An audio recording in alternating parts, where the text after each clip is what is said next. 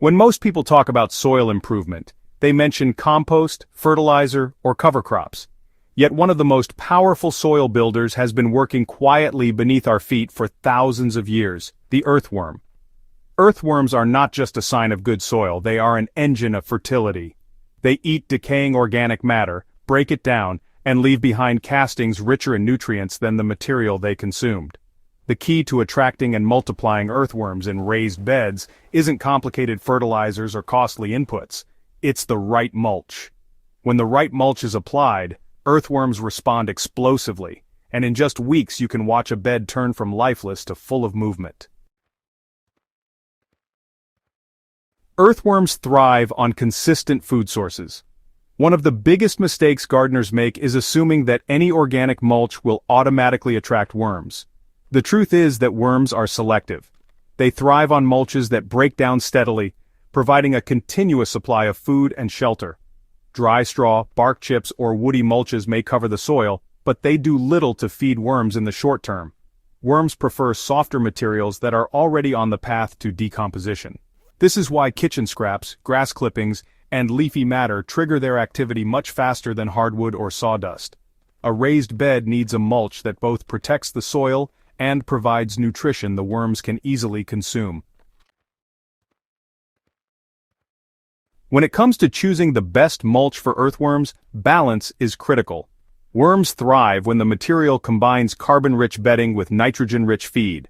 Cardboard, shredded paper, and dried leaves provide the carbon. Fresh grass clippings, chopped kitchen waste, and green plant matter provide the nitrogen.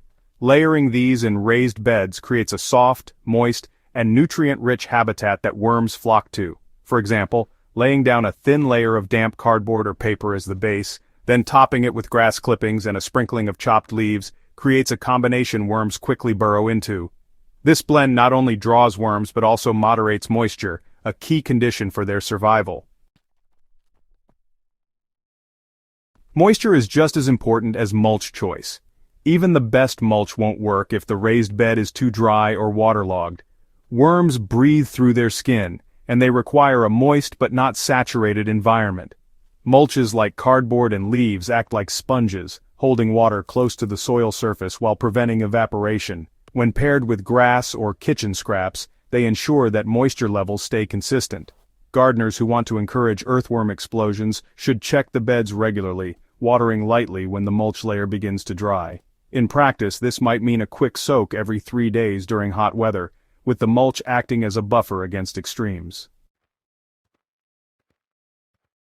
You know, earthworms don't just need food, they need habitat too. A single layer of grass clippings tossed on top may attract a few worms, but layering mulch materials creates the kind of soft bedding they really thrive in. For raised beds, a successful method involves building mulch in 3 parts. First, start with a sheet of damp cardboard or newspaper at the base. Then, add 2 to 3 inches of mixed green material, such as grass clippings, garden trimmings, or even finely chopped food scraps. Finally, finish with a cover of dried leaves or shredded straw about 1 to 2 inches thick. This layered approach keeps smells down, prevents pests from accessing food scraps, and maintains the right conditions for worms to tunnel, eat, and reproduce. Within just a matter of weeks, beds treated this way are often swarming with earthworms. The reason this method is so powerful really lies in what the worms give back. As they eat through the mulch, worms excrete castings that are rich in nitrogen, phosphorus, and potassium in forms directly available to plants. A raised bed packed with worms effectively becomes a slow-release fertilizer factory.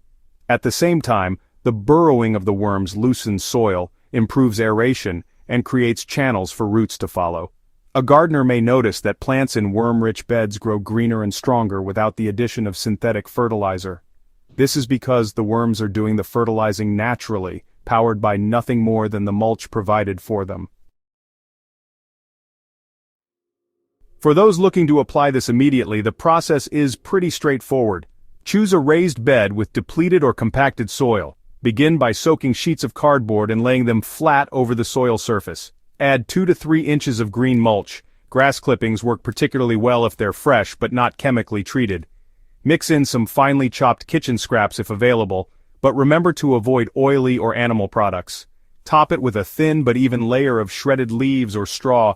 Water the entire bed lightly, making sure it is moist but not soggy. Over the next week, lift a corner of the mulch and check. Worms will often appear in clusters beneath the layers, feeding actively. After 2 to 3 weeks, you'll notice soil texture beginning to change and plants responding with healthier growth.